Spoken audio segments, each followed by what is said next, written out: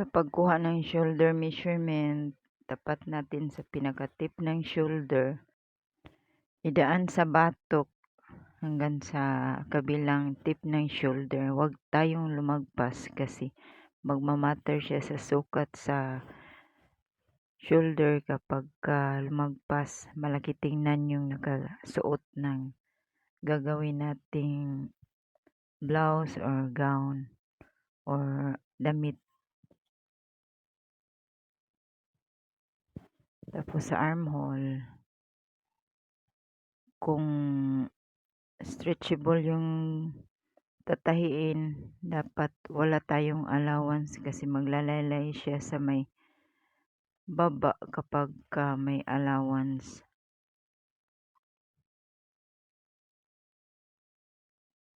Dapat naka-fit.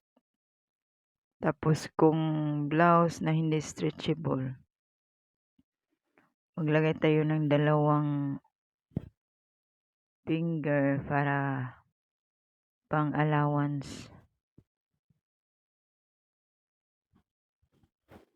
Sa bust,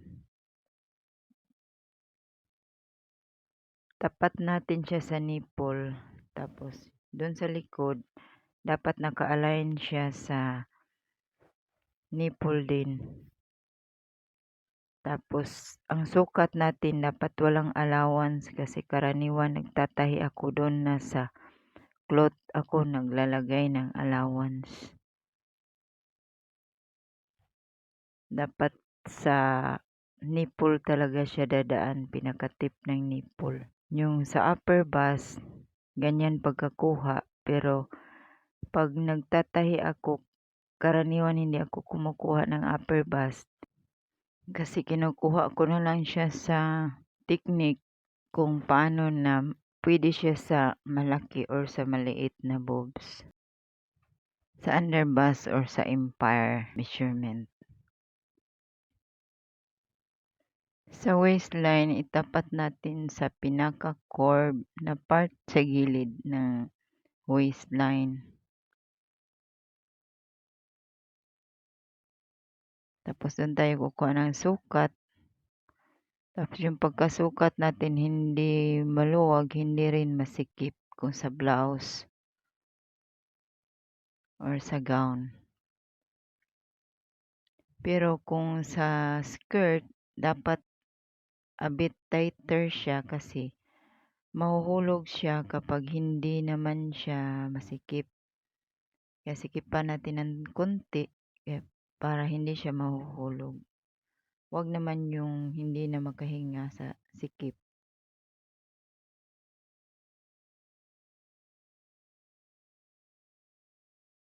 Sa hip 1, baba tayo ng 4 inches. Doon daan sa may belly. Yan. Yung sukat natin dapat walang allowance. Doon na tayo maglagay ng allowance sa tela. Sa hip 2 naman, dadaan siya sa pinaka-tip ng puwitan. Dapat sa tip talaga ng puwitan para hindi siya masikip pag sinusuot na. Yung sa pagkuha natin ng length, dun sa lieg, dun sa pinaka-center niya, dun tayo magsisimula sa measurement. Tapos baba tayo sa bust point. Yan yung bust point. Tapos dapat nakatapat sa nipple.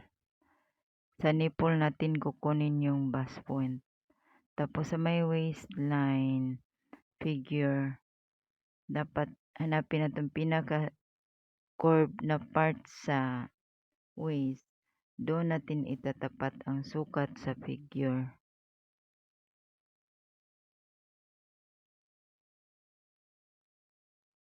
Ang bust distance, kukunin natin siya nipple to nipple.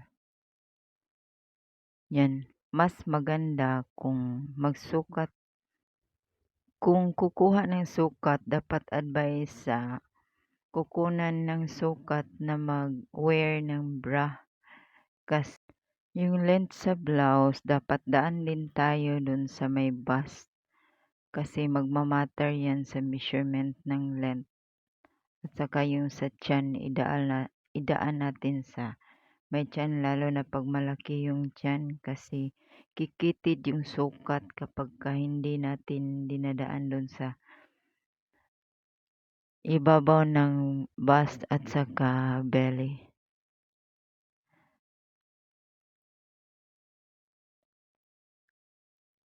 Yung sa length ng gown, gano'n pa rin daan natin sa ibabaw ng bust, sa belly, tapos doon na sa floor length. Tapos yung heels, i-add na lang natin. Kung may katanungan, comment lang sa ibaba para mabalikan kita at masagot.